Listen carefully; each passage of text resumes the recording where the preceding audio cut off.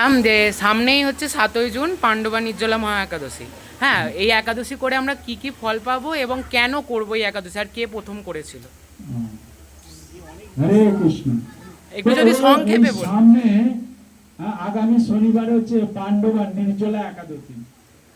তো এই একাদশী খুব গুরুত্বপূর্ণ প্রশ্ন, শুনুন অল্প কথার মধ্যে বুঝিয়ে দেবো। তো এই নির্জলা একাদশী কেন করা হয়, কি জন্য করতে হয়? তো এক সময় কি করছিল, এই জগৎ সৃষ্টি করেছিলেন ভগবান, সৃষ্টি করেছেন। আর ব্রহ্মার মাধ্যমে এই জগৎ সৃষ্টি করছে, করে যমরাজকে দায়িত্ব দিয়ে দিয়েছিল এই জগতে দেখাশোনা করার, পাপ পুণ্য। আর ভগবান এরকম সৃষ্টি করার পরে একটা পাপ পুরুষকে সৃষ্টি করে দিয়েছিল। আর এই পাপ পুরুষকে সৃষ্টি করেছে, সেই পাপ পুরুষের দ্বারা এই জগতের সমস্ত জীব পাপময় হয়ে যাচ্ছিল। আর যখন এরকম হয়ে যাচ্ছিল আর কষ্ট পাচ্ছিল, তখন একদিন কি হয়েছিল, ভগবান বিষ্ণু কি করেছে, যমরাজের বাড়িতে এসেছে। আর যমরাজের বাড়িতে আসছে যমরাজ ভগবান বিষ্ণুকে সোনার সিংহাসনে বসতে দিয়েছে। আর বিষ্ণু সোনার সিংহাসনে বসেছে। আর বসার পরে কি হয়েছে না, খুব চিৎকার চেঁচামেচি শুনতে পাচ্ছে, প্রচুর চিৎকার করছে। কারা না, পাপীরা। জমালয় পাশে যমরাজ তার কারখানা আছে, এখানে 44 রকমের নরক আছে। এক এক নরকে এক এক পাপীকে নিয়ে গিয়ে সাজা দেওয়া হয়। আর এরকম পাপীদের খুব মারছে যমদূতেরা, আর পাপীরা খুব চিৎকার করছে, চেঁচামেচি করছে। আর এইটা ভগবান বিষ্ণু শুনতে পাচ্ছে। আর শুনতে পেয়ে কি করেছে, ভগবান বিষ্ণু তার সিংহাসন থেকে উঠে পড়েছে। আর উঠে দাঁড়িয়ে পড়েছে। আর পড়তে ভগবানের মধ্যে দয়া এসে গেছে, বিষ্ণুর মধ্যে, যে এসব আমার সন্তান, সমস্ত জীব বিষ্ণুর সন্তান, তাই এরা আমারই সন্তান, এরা পাপের ফলে এত কষ্ট পাচ্ছে। আর এদেরকে যমদূতেরা এত শাস্তি দিচ্ছে, এত কষ্ট পাচ্ছে, আর ভগবান সইতে পারেন। আর ভগবান ডাইরেক্ট কি করেছে, সঙ্গে সঙ্গে একাদশীর রূপ ধারণ করেছে। আর যে একাদশীর রূপ ধারণ করেছে, ওই ঝুমর লোকে যে পাপীরা ছিল, পাপীরা সবাই একাদশী করতে আরম্ভ করেছে। আর যে একাদশী করতে আরম্ভ করেছে, সবাই কি করেছে, পাপ থেকে মুক্ত হয়ে বৈকুণ্ঠ জগতে সব ফিরে চলে যাচ্ছে। আর যখন এরকম সব ফিরে চলে যাচ্ছে, এক একে সবাই একাদশী করছে, আর জগতে ফিরে চলে যাচ্ছে। তো একদিন কি করেছে, এই যে পাপ পুরুষকে ভগবান বিষ্ণু সৃষ্টি করেছিল, ওই পাপ পুরুষ ভগবান বিষ্ণুকে কাছে গেছে। আর গিয়ে ভগবান বিষ্ণুর কাছে প্রার্থনা করছে, আর করে বলছে যে প্রভু, আপনি একাদশী রূপ ধারণ করলেন, করে এই সমস্ত জীবেরা একাদশী করছে, আর করে ভগবত ধাম ফিরে যাচ্ছে। কিন্তু আপনি তো আমাকেও সৃষ্টি করেছেন। তা আমাকে যখন সৃষ্টি করেছেন, তাহলে আমার দ্বারাই জীব পাপ করবে। তাহলে সবাই যদি ভগবত ধামে ফিরে চলে যায়, তাহলে আমি কার কাছে যাব? পাপ তাহলে কে করবে? তাহলে আমার কি অস্তিত্ব থাকবে? আমি তো নষ্ট হয়ে যাব। তাহলে আপনি তো আমাকে সৃষ্টি করেছেন, তাহলে আমার কি উপায় হবে? তাহলে আমার কোনো একটা উপায় করুন। বলে ভগবান বিষ্ণুর চরণে পাপ পুরুষ পড়ে গেছে। আর যে পড়ে গেছে, তখন কি হয়েছে না, এই বিষ্ণু ওই পাপ পুরুষকে বলছে, এই তুমি ওঠো, তোমার কোনো দুঃখ নেই, চিন্তা নেই, বলো আমার কি উপায়? তোমার একটা উপায় আমি করে দিচ্ছি। কি না, মাসে 2টো একাদশী হবে। আর ওই একাদশীর দিনে তুমি ওই শস্য দানার মধ্যে ঢুকে পড়বে। কোথায় ঢুকে পড়বে না, যে ভাত খাবে, যে রুটি খাবে, যে ময়দা লুচি খাবে, মুগ কড়াই সেদ্ধ খাবে, ডাল খাবে, ছোলা কড়াই খাবে, মটর কড়াই খাবে, এই যে শস্য দানা খাবে, ওই শস্য দানার মধ্যেই তোমার বাস থাকবে ওই একাদশীর দিনে। আর যেই ভাত খাবে, সে তোমার আন্ডারে হয়ে যাবে। এতক্ষণ আমি ভক্তির কথা বলছিলাম, গুরুর আন্ডারে।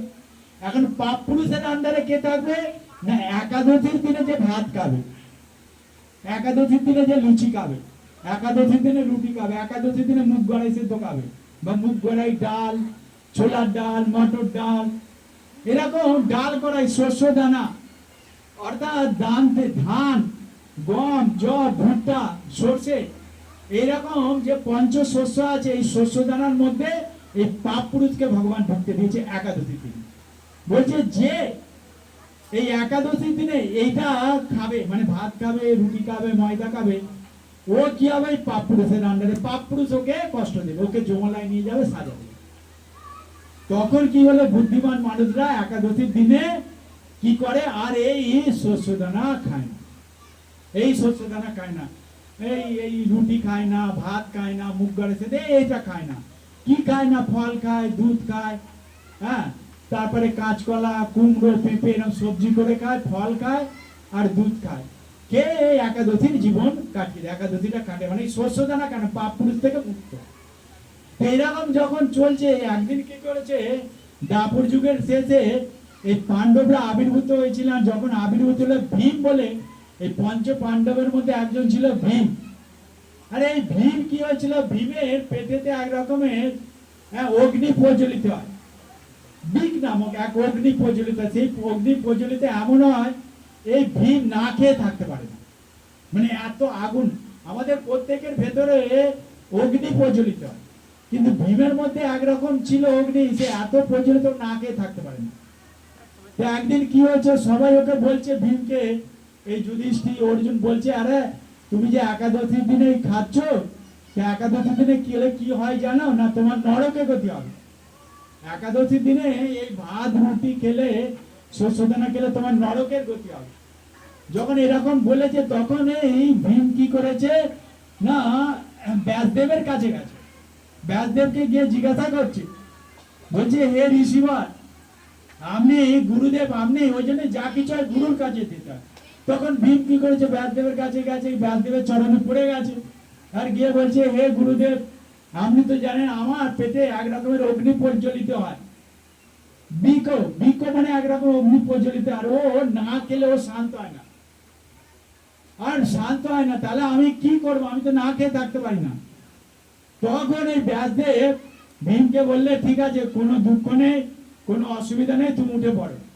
না কি হবে না, এই জ্যৈষ্ঠ মাসে একটা দিন হবে, এই যে দিনটা, এইটা জ্যৈষ্ঠ মাসে, ওই দিন কি হবে, ওই জ্যৈষ্ঠ মাসের যে একটা একাদশী হবে, ওই একাদশীটা যদি তুমি একটা একাদশী নির্জলা করো, তাহলে এই বছরে যে 24টা একাদশী আছে, ওই ফল তুমি লাভ করতে পারবে।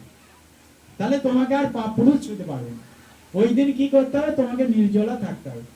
তখন ভীম কি করলেন না, চিন্তা করলেন, ঠিক আছে, তাহলে এই বছরে একটা, এই যে শনিবার আসবে, এটাকে বলা হয়, ওই জন্য ওই একাদশীর নাম হচ্ছে পাণ্ডবা নির্জলা একাদশী। ওই একাদশী একটা করেছিল ভীম, ওই জন্য ওই একটা, সারা বছরে যদি একাদশী খারাপ হয়ে যায়, এই একাদশীটা কেউ যদি নির্জলা করে, তাহলে সারা বছর একাদশীর ফল লাভ করতে পারে। তাই ভীম কি করলেন না, ওই দিন থেকে ওই এই যে নির্জলা একাদশীটা ভীম পালন করে, করার ফলে কি হয় না, ও অনায়াসে বৈকুণ্ঠ জগতে ফিরে চলে গেছে, আর সমস্ত পাপ থেকে মুক্ত হয়েছে। সেই দিন থেকে যারা বুদ্ধিমান এই একাদশী করে, কিন্তু আমাদের জন্য বছরে 24টা একাদশী, প্রতিটা একাদশী করতে হবে। এইটা ব্যাসদেব দিয়েছিল ভীমকে, ভীমের জন্য, আমাদের জন্য না। অনেকে মনে করে তাহলে এই একটা একাদশী করে সারা বছর খাবেন না, এইটা মনে রাখবেন, এটা শুধু ভীমের জন্য, আমাদের জন্য না। আমাদের প্রতিটা একাদশী পালন করতে হবে। তো মহাপ্রভু তার মা শচী দেবীকে বলেছিল, মা তোমাকে একটা প্রার্থনা, তুমি একাদশী পালন করো। সেই থেকে শচী মা এই একাদশী পালন করতে। তো একাদশী হচ্ছে নিয়ম, নির্জলা থাকা। তো মহাপ্রভু দেখলেন এই কলিয়ত জীব আমরা নির্জলা করতে পারবো না, তো মহাপ্রভু বললে তুমি জল খাবে। আবার দেখতে জল খেয়েও অনেকের হচ্ছে না, তখন মহাপ্রভু বললে, ঠিক আছে, জল যখন খেয়ে হয় না, তাহলে ফল খাবে, তাহলে জল আর ফল খাবে, এইটা খেয়ে একাদশী হয়ে যাবে। আবার অনেকে জল আর ফল খেয়ে হচ্ছে না, তাও তার কষ্ট হচ্ছে, তখন মহাপ্রভু বললে, ঠিক আছে, তুমি তাহলে একটু সবজি খাবে, কাঁচকলা, কুমড়ো, পেঁপে, এই সবজি খেয়ে অনায়াসে 2বার 3বার 4বার যেটাও খাও, খেয়ে অনায়াসে কিন্তু তুমি একাদশী করো, আর পরের দিনে পালন করো। করার ফলে কি হবে, তোমার এই দুর্লভ মনুষ্য জন্ম সার্থক হয়। মনুষ্য জন্ম লাভ করে যদি কেউ একাদশী না করে, ওকে পশুর থেকে নিকৃষ্ট বলে গণ্য করা। যদি একাদশীর দিনে যদি এক মুঠো ভাত খায়, বলছে ও স্ত্রী হত্যা, গো হত্যা, ব্রহ্ম হত্যা, সমস্ত পাপ ওকে গ্রাস করে নেবে। ওই জন্য বুদ্ধিমান মানুষ একাদশীর দিনে ভাত খায় না। বুঝা গেল? ঠিক আছে, আপনারা নির্জলা একাদশী শনিবার হবে, তো আমাদের ওখানে হয় একাদশী, এখানে তো আসা সম্ভব না। আমাদের নান্না ওখানে একটা জায়গায় একাদশী হবে, যারা যেতে চাইবেন সন্ধ্যেবেলা আপনারা যাবেন, সারা রাত জাগরণ হবে, পরের দিনে প্রসাদ, ফ্রি প্রসাদ, কারো পয়সা লাগবে না, ওখানে ফ্রি প্রসাদ পেয়ে আপনারা আসতে পারবেন। নান্নাতে হবে, আমরা এটা বলে দিই। কেন যদি কেউ একাদশী নির্জলা করতে চান, একটা একাদশী যেতে পারেন, ওই আমাদের এখানে মাতাজি আছে, মলিনা মাতাজি, ওনার সঙ্গে যোগাযোগ, ও ঠিকানা বলে দিন, ঠিক আছে? হরে কৃষ্ণ কৃষ্ণ কৃষ্ণ কৃষ্ণ হরে হরে, হরে রাম রাম রাম হরে হরে। জগৎগুরু শ্রীলা প্রভুপাদ কি জয়, গুরু মহারাজ কি জয়, অনন্ত কোটি বৈষ্ণব বৃন্দ কি জয়, নিতাই গৌর সীতানাথ